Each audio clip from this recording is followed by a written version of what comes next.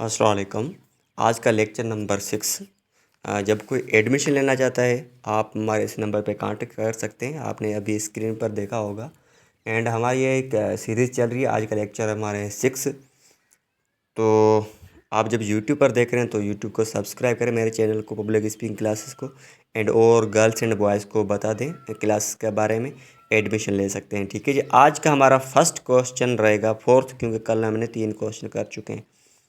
ये कहता है ये एक सिस्टम होता है, उसमें एक आर्गेन काम करता है फेरेनेक्स।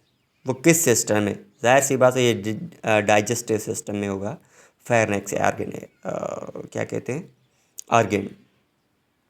एंड नेक्स्ट हमारा है ये देखें, ये कह रहा है जो एक्सेसरी डाइजेस्टिव आर्गेन है वो कौन से आर्गेन से वो ये तीनों हो सकते हैं। टीथ भी हैं, लिवर भी हैं एंड गॉल ब्लैडर भी हैं। ये सारे कौन से आर्गेन हैं? एक्सेसरी आर्गेन से। ठीक है जी। उसके बाद ये क्वेश्चन 6 कह रहा है ये फूड जो हमारे अंदर बॉडी में जाता है ना, वो डाइजेस्ट होने में कितना टाइम लगाता है? जब माउथ से अंदर तक जाता है तो वो कितने घंटे लगाता है? वो कम से कम लगाता है 24 to 30 तक, 30 हावर्स लगा लेते हैं। ठीक है जी। इसकी जर्नी पूरी होती है तब तक। उसके बाद जो केमिकल एंड फिजिकल डाइजेशन जो स्टार्ट होता है ना, दोनों वो कहाँ से स्टार्ट होता है? वो दोनों माउथ से स्टार्ट होते हैं। ठीक है जी। माउथ में दोनों ये डाइजेशन सिस्टम होते हैं, केमिकल भी होता है, फिजिकल भी होता है। अब देखें ये जो सिलेवा होता है ना, ये सिलेवा क्या एक कहाँ से स्टार्ट होता है? ये एक केमिकल डाइजेस्टिव है कार्बोहाइड्रेट के। ये सिलिवा ये स्टार्ट कहाँ से होता है? ये केमिकल डाइजेशन से स्टार्ट होता है। ठीक है जी, जिसको हम स्टार्क भी कहते हैं। उसके बाद देखें, ये बात याद रखें, जो हमारे अंदर खाना खाते हैं जो कुछ सेमी सॉल्ड फूड होता है तो हम उसको कहते क्या हैं? उसको कहते हैं बोलस। ठीक है, ये याद रखें। यहाँ क्वेश्चन 10 कह रहा है वो कौन सा जगह है जहाँ पर ये नो डाइजेशन होता है, जहाँ पर हाजमा जिसको कहें नहीं होता है।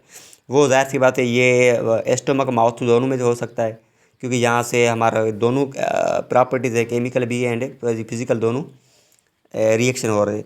तो ये लास्ट वन है एथोफेगस, यहाँ पर नहीं होता है। ठीक है। उसके बाद है कि जो एस्टोमक की जो वाल्स होती है ना, दीवारें, वो क्या रिलीज़ करती हैं? ये कह रहा है डी ऑप्शन, बी एंड सी। तो ये गैस्ट्रिक जूस भी रिलीज़ करते हैं, उसके साथ HCl भी। उसके बाद देखें, ये आपसे पहले मैं आंसर बताता हूँ। एंजाइम्स का काम ये होता है कन्वर्ट लार्ज प्रोटीन, जो लार्ज प्रोटीन मालिक्यूल होता है उसको स्मॉल पार्टिकल मालिक्यूल में कन्वर्ट करता है। ठीक है जी। कोशिश करें, मैं आपको ये सिंपल इजी वे में समझा रहा हूँ, तो ये नोट करते जाएं। एंड यूट्यूब पर आपको HD क्वालिटी नहीं दिखाई दे रही है ना, आप सेटिंग में जाएं, वहाँ पर क्वालिटी पे क्लिक करके एडवांस सेटिंग में जाएं। ठीक है, वहाँ पर HD बढ़ा सकते हैं। आगे देखें, हमारे न्यू क्वेश्चन हैं। अब ये देखिए, ये क्वेश्चन नेक्स्ट हमारा है 13। ये कह रहा है हाँ, जो HCl होता है ना, ये इसका काम ये होता है, जो सॉफ्टन फूड होता है ना, उस फूड को सॉफ्टन करता है। उसके साथ साथ ये जेरम्स होते हैं उसको भी मार देता है, जो फूड में मौजूद होते हैं। ठीक है, उसको ये HCl का काम ये होता है। उसके बाद है 14 नंबर क्वेश्चन, उसका जवाब है बी। ये गैस्ट्रिक जूस क्या स्टार्ट करता है? ये स्टार्ट करता है केमिकल डाइजेस्टिव प्रोटीन। उसके बाद है 15 नंबर क्वेश्चन, बोलस ये करता है सेमी लिक्विड फूड होता है ना, उसको कन्वर्ट सेमी लिक्विड में फूड को कन्वर्ट करता है। तो हम उसको क्या कहेंगे साइंस की लैंग्वेज में? उसको हम कहेंगे चाइम। ठीक है जी। उसके बाद देखिए, जो स्मॉल इंटेस्टाइन है उसकी लेंथ हमारे पास होती है 6 metre. The chyme enter the small intestine. जब चाइम हमारे जो स्मॉल इंटेस्टाइन में इंटर होता है ना, तो वो वो क्या रिसीव करता है? Bile from the liver. वो लिवर से एक बाइल आता है, उसको रिसीव करता है। ठीक है जी। नेक्स्ट हमारा bile is a greenish brown juice. ये बाइल मालूम है आपको, ग्रीनिश ब्राउन जूस होता है। ये सीक्रेटेड बाय लिवर, ये लिवर में छुपा होता है। एंड स्टोर्ड इन, वो कहाँ पर मौजूद होता है, कहाँ पर इकट्ठा होता है? वो होता है गॉल ब्लैडर्स में। ठीक है जी, याद रखें। अब ये 19 क्वेश्चन देखें, वो कौन सा ऐसा क्या कहते हैं आर्गेन है या जिस सिस्टम है, वहाँ पर ये क्या करता है, जो खाना हम खाते हैं उसको ब्रेक डाउन करता है स्मॉल साइज में, स्मॉल पीसेस में कन्वर्ट करता है। And so that fats can be digestive faster by enzymes. जो फैट्स होती है ना उस खाने में जो हमारे पास, तो वो जल्दी से जल्दी डाइजेस्ट हो जाती है एंजाइम्स के थ्रू।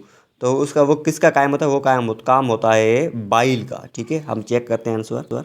ठीक, करेक्ट ऑप्शन है बाइल। एंड उसके बाद देखें उसके बाद अगर 20 नंबर क्वेश्चन ये कह रहा है जो पेंक्रेटिक जूस होता है ना, इसका काम ये होता है जो एंजाइम्स वो एंजाइम्स उसके साथ रखता है, उसके साथ कंटेंट करता है। ठीक है, उसका काम ये होता है वो जो प्रोटीन फैट्स कार्बोहाइड्रेट होता है ना, उसको ये डाइजेस्ट कर देता है। ठीक है, इसका काम ये होता है, ये याद रखें। उसके बाद देखें जो 21 डाइजेशन इज कम्प्लीटेड। डाइजेशन जो होता है ना वो कंप्लीट कहाँ होता है, मुकम्मल कहाँ होता है, वो स्मॉल इंटेस्टाइन में होता है। ठीक है, याद रखें। ये कह रहा है एब्जॉर्बेशन ओनली आकर्षण, ये एब्जॉर्बेशन होती है ना हमारे खाने के बाद, वो कहाँ पर होती है। ठीक है, वो होती है, याद रखें, हाँ, स्मॉल इंटेस्टाइन में, याद रखें। उसके बाद 23 क्वेश्चन ये कह रहा है करेक्ट ऑप्शन है डी। तो ये देखें amino acid, fatty acid and glycerol, ये काम क्या, ये हम किसकी फार्मेशन के लिए यूज़ करते हैं, ये सेल की ग्रोथ के लिए। ठीक है, फार्मेशन ग्रोथ ऑफ सेल की ग्रोथ करने के लिए एंड फार्मेशन के लिए हम क्या, ये सारे के सारे तीनों काम आते हैं। ठीक है, उसके लिए हम इस्तेमाल करते हैं। उसके बाद देखें जो ये याद रखें जो अनडाइजेस्टेड फूड होता है ना, या हम कह सकते हैं नॉन डिफ्यूजेबल या इनसॉल्युबल कंपोनेंट ऑफ फूड, जो खाने कभी कभी हम कुछ खा जाते हैं ना, वो हम उसको दांतों से ब्रेक डाउन नहीं करते, हम अंदर चला जाता, तो हम ऐसे ऐसे जो बड़े बड़े होते हैं ना insoluble component moves to are the last part of digestive system, वो जो लास्ट पार्ट में चला जाता है उसको हम क्या कहते हैं, उसको कहते हैं लार्ज इंटेस्टाइन। ठीक है, याद रखें। उसके बाद देखें क्वेश्चन नंबर हमारा है 24 जो लार्ज इंटेस्टाइन है ना, हम ये जो होता है इसको क्या कहते हैं, हाँ सी ए भी करेक्ट है। Water and mineral salt are observed, ये जो लार्ज बड़ा जो होता है ना इंटेस्टाइन, वो इसको ऑब्जर्व करता है वाटर एंड मिनरल साल्ट को, याद रखें। ये क्वेश्चन कह रहा है 26 the all the non diffusible components of food moves toward, जो नॉन डिफ्यूजेबल कंपोनेंट होता है फूड, वो कहाँ जाते हैं, वो जाते हैं रेक्टम के पास, याद रखें। उसके बाद देखिए undigested food is converted into, undigested जो फूड होता है ना वो कन्वर्ट किस में होता है, वो कन्वर्ट होता है फेसिस में, which are removed from the body, जो बॉडी उसको रिमूव कर देती है by an opening called anus, जिसको एनस का मैंने आपको बता दिया, जब हम लेटरिन जाते हैं या हम खाना जिसको खाज कर देते हैं, आउटिंग करते हैं। ठीक है, उसको कहते हैं। एंड हमारा नेक्स्ट क्वेश्चन है, ये याद रखें जो कॉन्स्टिपेशन है उसका जो अपोजिट होता है वो क्या होता है, डायरिया होता है। ठीक है, डायरिया आप कॉन्स्टिपेशन आपको याद होगा, डायरिया जिसको कॉन्स्टिपेशन जिसको आप कब्जी कहते हैं, डायरिया उसको क्या कहते हैं, उसका अपोजिट होता है। ठीक है जी, जिसको हम मोशन कहते हैं। ठीक है, ये कह रहा है कॉन्स्टिपेशन ये रिवर्स होता है डायरिया का, in which rhythmic action digestive tract become slow, जहाँ पर ये स्लो हो जाता है। ठीक है जी, कॉन्स्टिपेशन में डायरिया में फास्ट होता है, ये आप सबको मालूम होता है। ये कह रहा है रेस्पिरेशन जो अमल होता है सांस लेने वाला, इस प्रोसेस में देखें ये जो है ना आंसर वो है बायोकेमिकल, ये रेस्पिरेशन ये बायोकेमिकल प्रोसेस होता है। ये क्या कहता है ड्यूरिंग विच सिंपल कार्बोहाइड्रेट, जो सिंपल कार्बोहाइड्रेट है जैसे एक ग्लूकोज, उसको ये ब्रेक डाउन करता है, तो क्योंकि वो एनर्जी उसको क्या करनी पड़ती है, रिलीज़ करनी पड़ती है उसके लिए।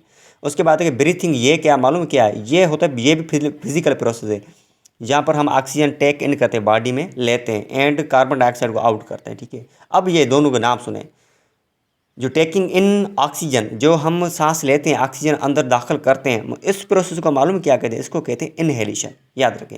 इन ये याद रखें, इन जिसमें लिखे इन मन दाखिल होना, जाहिर सी बात ऑक्सीजन गैस दाखिल होगी, याद है ऐसे रखें। ठीक है, तो नेक्स्ट हमारा क्वेश्चन दे 32 गिविंग आउट मतलब बाहर निकालना, खारिज करना। अब कार्बन डाइऑक्साइड ये भी याद है, कार्बन डाइऑक्साइड का फार्मूला है ना CO2 है, एंड ऑक्सीजन का फार्मूला और O है, जब ऑक्सीजन गैस कहते तो फार्मूला बनेगा O2। ठीक है, ये याद रखें। अब देखें जो हम कार्बन डाइऑक्साइड अब आउट रिलीज़ करते हैं ना, हम उसको कहते हैं एक्सहेलेशन। एक्स से जाहिर से आउट, ये ऐसे याद करें। ठीक है, जब आपको इनहेलेशन याद है इन, तो ये उसका अपोजिट याद रख दें। उसके बाद हमारा लास्ट क्वेश्चन है ट्यूबरकल्सिस, इसके हम शार्ट फॉर्म में यूँ कहते हैं टीबी का फुल फॉर्म क्या है, ट्यूबरकल्सिस, ये भी याद रखें। तो ये कह रहा है डिसऑर्डर मतलब बीमारी, एलमेंट या इलनेस के। ये कह रहा है ट्यूबरकल्सिस जो बीमारी है किसकी बीमारी, ये याद रखें, ये बीमारी है ऑप्शन सी लंग्स की। ठीक है, ये आपको ये याद रखें, लंग्स की जो बीमारी है वो कौन सी है, ट्यूबरकलोसिस, ये भी याद रखें। ट्यूबरकलोसिस का शॉर्ट फॉर्म टीबी है, टीबी का फुल फॉर्म ट्यूबरकलोसिस है। ये इतना आज के लिए इतना काफ़ी है। जब न्यू है तो चैनल को सब्सक्राइब करें एंड आपकी टेस्ट की तैयारी करें, ठीक है जी। और books and teacher and YouTube के और वीडियोज़ हैं, बुक्स को नोट्स सुने। ये लाजमी नहीं है आप मेरा लेक्चर सुने, और भी जो बुक्स मटेरियल है उसको भी आप अप्लाई करते रहें, ठीक है जी। Thank you, best wishes.